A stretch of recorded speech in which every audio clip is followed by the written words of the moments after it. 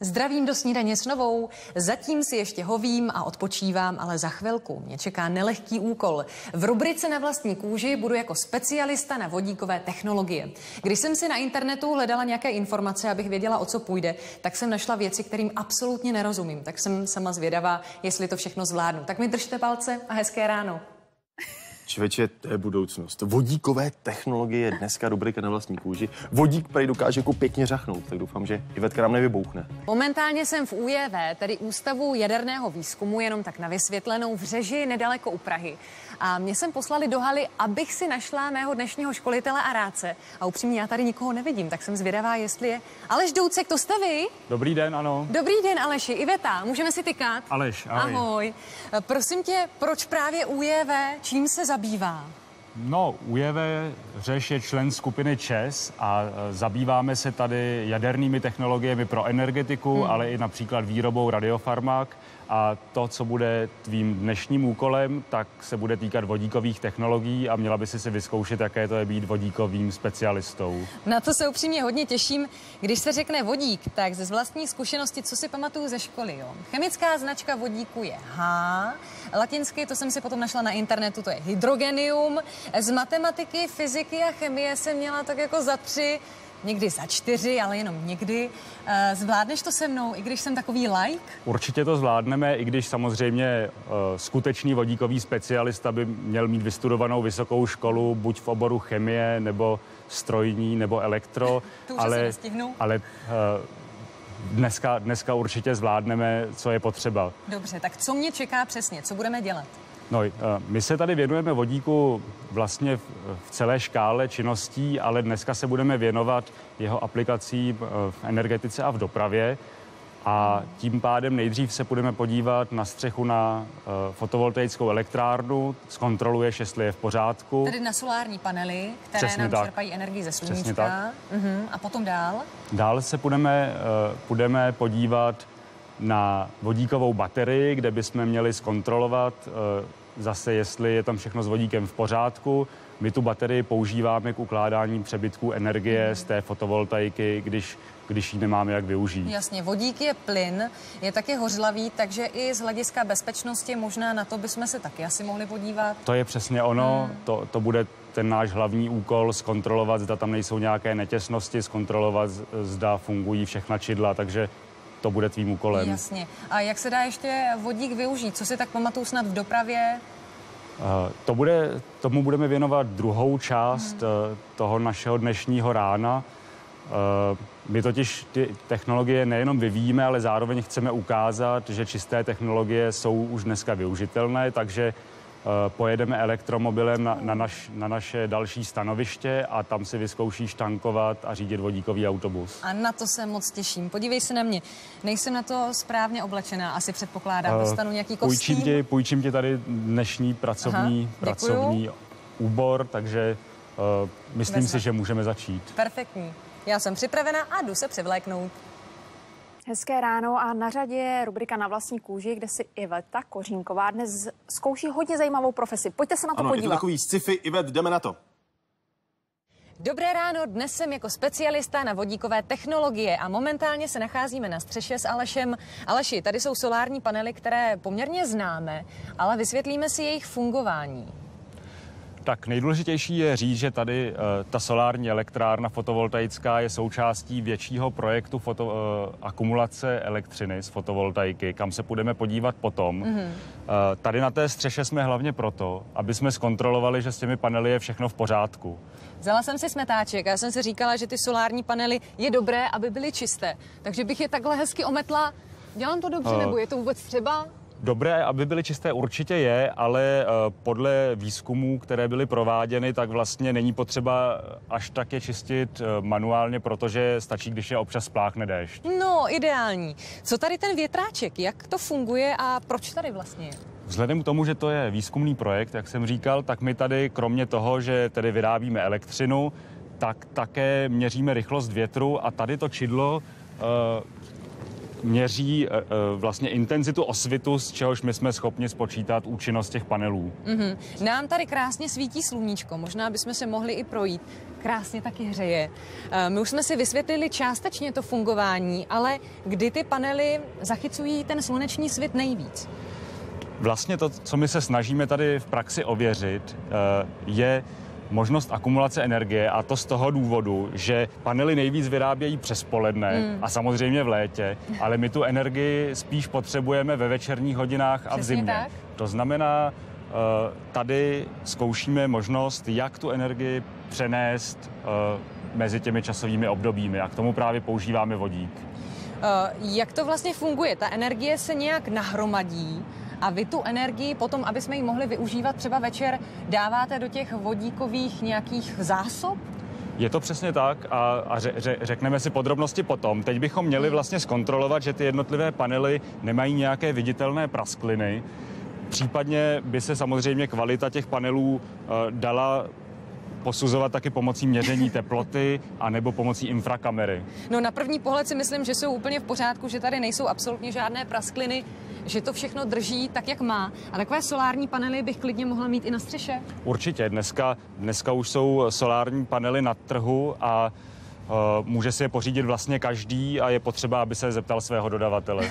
Mně to připadá, že dneska to máme tak nějak bez práce zatím, ale ta práce mě čeká. Takže co mě čeká v tom dalším vstupu?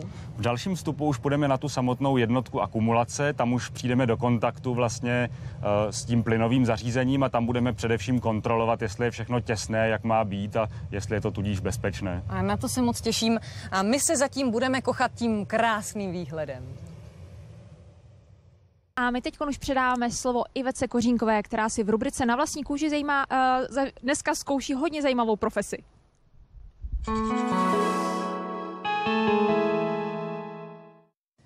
Vodík hraje hlavní roli v naší rubrice Na vlastní kůži, kdy já vystupuji jako specialista na vodíkové technologie. My víme, že vodík je plyn, je to hořlavý plyn, proto kolem i spoustu zabezpečení a varování, takže je to naprosto logické. Ano, to máš pravdu a my tady dneska si taky vyzkoušíme, jak vlastně ověřit, že to je všechno bezpečné. Co se týče tady toho zásobníku, tak tam uskladňujeme vodík, který vyrobíme v době, kdy fotovoltaika vyrábí elektřinu, ale nejsme schopni ji spotřebovat. My jsme byli na střeše, tam jsou solární panely, takže ta energie, která se nespotřebuje během toho dne, dejme tomu v domácnosti, tak se potom shromažďuje tady v té vodíkové nádrži. Je to tak. A když si mi říkal, že takové solární panely můžu mít i doma, i já na střeše, tak takovouhle nádrž nedostanu do domácnosti. To je určitě pravda, ale v dnešní době jsou i jiné způsoby akumulace a některé z nich jsou podstatně menší. Aha, tak jo, tak potom je to opravdu hodně jednoduché. Tahle nádrž nám dokáže pokrýt kolik domácností? Tahle nádrž by vydržela pro domácnost v případě blackoutu a úplné tmy asi 14 dní, takže je to opravdu velice slušná energie. Dobře, teď jdeme kam a co najdeme tady v téhle místnosti? Teď jdeme do místnosti, kde je umístěn elektrolyzér, ten právě vyrábí z elektřiny vodík a palivový článek, který zase z vodíku je schopný dělat elektřinu. My si tady ověříme, že jsou těsné spoje, které tady vedou k tomu elektrolyzéru. Uděláme to pomocí... Takže ty trubky nás budou zajímat. Přesně tak. Uděláme to pomocí tady toho přístroje. Zapneš ho. Dobře, tak jdeme na to logicky. OK. Počkáme 3 sekundy. Ano. To tak nám funguje. A co mám s ním dělat? Chvíli počkáme a potom přiložíme k tomu místu spoje a měla by se tam objevit 0 a pokud ano, tak je to v pořádku. Počkáme chvilku a ano, je tam 0, takže tady k žádnému úniku nedochází. Máme ještě druhou možnost, jak vlastně netěsnost poznat pomocí kapaliny, kterou nastříkáme na ten spoj. Je potřeba to držet rovně. Jo. A pokud se tam nevytvoří bublinky, tak je všechno v pořádku. Je to všechno v pořádku a tam je nějaká mýdlová voda?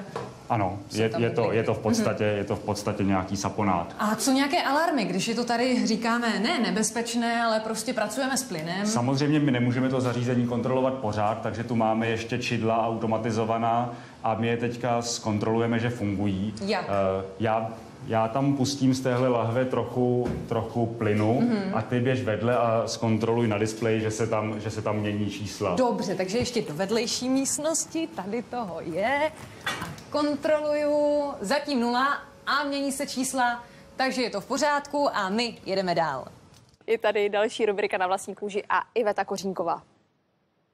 Dnes jsem jako specialista na vodíkové technologie. Aleši, co mě čeká dál? Tak teď se zkusíme trochu víc podívat na využití vodíku v dopravě. To znamená, vyrazíme z Řeže do Neratovic, kde se podíváme na čerpací stanici vodíku a vodíkový autobus. Aha, ale pojedeme autem.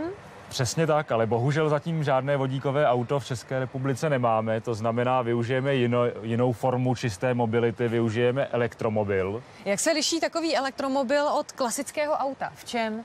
No, nejvíc to uvidíš, když se podíváš pod kapotu. Dobře, tak se pojďme mrknout, co nás tam čeká. Možná sice na první pohled ten rozdíl není tak velký, ale už na druhý pohled je jasné, že tady není žádný spalovací motor.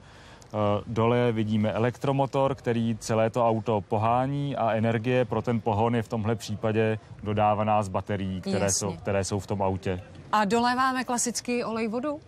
Nebo to odpadá? Ta údržba je podstatně jednodušší než u těch dnešních klasických aut, takže není to potřeba tady nic dalšího dělat. Můžeme zase kapotu klidně zavřít. Dobře. Jak se takové auto dobíjí vlastně? Dobíjecí zástrčka je tam, co normálně bývá palivová nádrž, takže můžeš otevřít. A máme tady na zadní sedačce kabel, kterým bychom mohli to auto nabíjet z normální zásuvky. Takže když to tak jako rozmotám, tak tohle vypadá, že bych mohla použít, že se to do toho hodí. Já bych to tam i strčila, ale my už máme dobito, ne? Máme teď nabito do Neratovice do slabých 30 kilometrů, takže to bez problémů ujedeme. Jak dlouho se takové auto dobíjí? S rychlonabíječkou by jsme na 100 kilometrů nabili asi za 20 minut, s touhle by to trvalo déle, ale ne o mnoho. Jasně, tak to tady zase složíme, necháme si to na příště a možná bychom mohli ukázat, jak se to auto správně ovládá a popojedeme. Přesně tak. Takže si naskočíme do auta. Nezapomeň prosím tě na bezpečnostní pásy, protože se mnou je to jedno velké dobrodružství. Jinak to řízení není o nic složitější než u normálního auta, naopak není tady spojka, je to stejné jako jakýkoliv jiný automat, takže musí se zmáčknout brzda, otočit klíčkem. Ve chvíli, kdy je nastartováno, tak se dá řadící páka na D a jemným stisknutím plynu se rozjedeš. Takže jedeme. Výborně. Dneska Ivetka Kořínková, naše kolegyně, je specialistka na vodíkovou technologii. Je to takový jako mimozemský. Pro mě, já jsem včera musela načítat, co to vůbec je, no doufáme, že nám to Ivetka vysvětlí. Jdeme na to. Přemístili jsme se do Neratovic, kde je jediná vodíková čerpací stanice, taky jediný vodíkový autobus v České republice, tak nám ho trochu představ. Pojďme se mrknout i dovnitř. Tak podobně jako jsme sem přijeli elektromobilem, tak i tenhle ten autobus je vlastně poháněný elektromotorem. Ale rozdíl je v tom, že zdroj energie pro ten elektromotor nejsou jenom baterie, ale je to tenhle vodíkový palivový článek. To znamená, autobus se nenabíjí ze zásuvky, ale tankuje se vodíkem tady pomocí čerpací stanice. Jasně. Všimla jsem si, že je tady i cedulka, kdy musíme použít uzemňovací kabel. Před zahájením plnění vodíkem připojte uzemňovací kabel k uzemňovacímu bodu vozidla. Takže pojďme na to. Pokud budeme tankovat, tak začneme právě tím uzemňovacím kolíkem. Říkej mi, co mám dělat, já to zkusím. Dělá se to pomocí těch kleští a nemělo by to být nic těžkého. A kam to dáme? Dáme to tady na ten prostřední kolík. Výborně. Odkryjeme tady tu černou krytku, tam hydrogen. Se tankuje vodík. Přesně tak. Šup. A pomocí tankovací pistole, která je tady na stojanu, tak budeme tankovat. Ono to někdy jde trochu špatně. Já nemám tolik síly. Super. Jsou to hlavně zkušenosti. No to víš, že jo. Asi nedoráz. Nasadí se a zajistí se pomocí tohohle kolečka. Teď jsme připraveni k tankování a tankovalo by se tady stisknutím zeleného tlačítka Start. Jak dlouho by to asi trvalo? Je to podobné jako u dýzlových autobusů, to znamená jednotky minut. Ale zase už máme předem natankováno, tak si to všechno odbalíme tak, jak si to ukazoval. Tak já ti zase pomůžu, protože to může jít špatně. Děkuju. Stejně tak, pokud se neurazíš, tak ti pomůžu tady. Ne, určitě ne, prosím tě, pomáhej mi. To je dobře.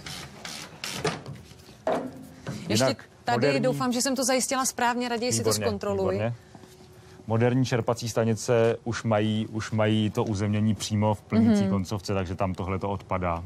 A co kdybychom si jeli projet?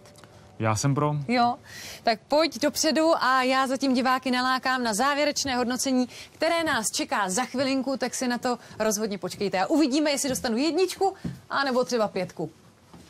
Dnes jsem v rubrice Na vlastní kůži byla jako specialista na vodíkové technologie. Pravda, ze začátku jsem měla trochu strach, ale myslím si, že jsme to nějak zvládli. Ostatně tohle je jediný vodíkový autobus v České republice. A tak jsme si řekli, že to závěrečné hodnocení provedeme tady. Pustím si sem Aleše.